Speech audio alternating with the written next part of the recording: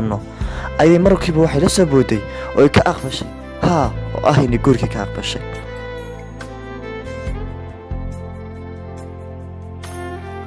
markiiba guurkii ayay ka aqbashay. waayahay gabadhu lacagta uu ku soo doonayo kharash ahaan iyada badh kasii bixisay, badhna isagaa bixiyey, badhna iyada kasii bixisay. iyadu intaa waxay u baahan tahay si ay farxadda carruurteeda ugu soo celin lahayd, carruurtooda murugada ku dhex nool iminka si ay farxaddoodii ugu soo celin lahayd ayay xitaa kharashkii lagu guursan lahaa qayb ay ka dhiibtay.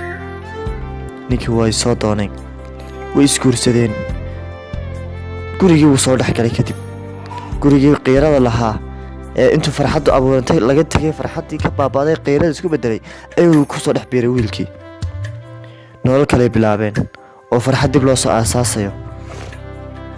wax sidaa loo wado wiilkan wuxuu ahaa wiil markaasuun jaamacadda digriga koowaad dhameeyey. wuxuu damcay inuu u baxo dalka dibaddiisa oo uu masar soo diyaariyo.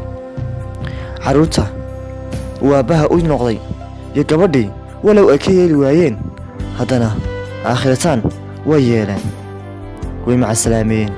kharashka lagu ababiyey, kharashka lagu dirayey, kharashka jaamacadda laga bixinayey waxaa bixisa waa gabadha oo xiise ku abuuraysa wiilka, islana ha soo celiyo farxadda guriga ayaa waxaasoo kharasha gashay.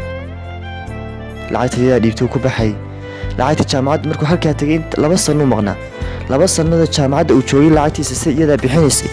kharashaadkiisa kale hadday cunto noqoto, hadday dhar noqoto, hadday nolol maalmeedkiisa noqotona isagu iskamuu bixinin, iyadaa bixinaysa. waxay sidaa ku waddo wiilkaa ku kaabido ee wiilkaa ku kabto. waxaa dhacday 2 sanno kadib inuu ku yidhi waan soo laabanayaa. way farxeen carruurtii iyadii, waa la sugay.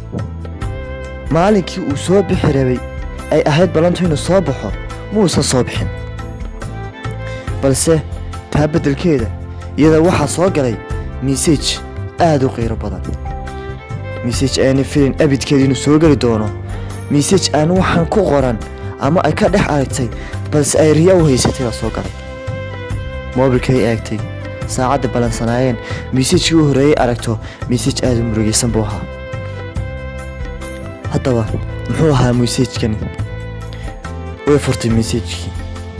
miisajku wuxuu ahaa waxay ka dhex aragtay 2 sawir oo ah wiilkii ay nolosha la wadaagtay oo gabadh kale guur la galay arooskiisii.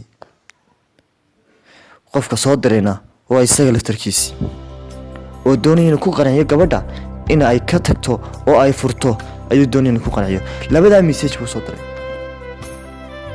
gabadhii dib bay u ilmaysay, dib bay u oyday, dib bay u calaacashay, laakiin oohin iyo calaacal waxba uma tarayaan. oohin iyo calaacal gabadha ka furi maayaan. waxay ku tiri maaniday dooro ama iyada dooro. wuxuu u go'ay gabadhii kale ee uu markii dambe guursaday ee uu qabanqaabiyey arooskeeda ayuu u go'ay. ninkan lacagtan uu gurayay uu jaamacadda ku galay, jaamacad muu tegin, balse lacagtan iyadu ku ababinay, lacagtan iyadu ku qaabilayay, gabadhan kale ku qaabilayay, balse jaamacad ma ahayn. kharashaadkiisa lacag ahayd ma isku wada geyso iyo intii jaamacadda uu lahaa 2 sanno uu joogay jaamacadda ee ka bixinaysay.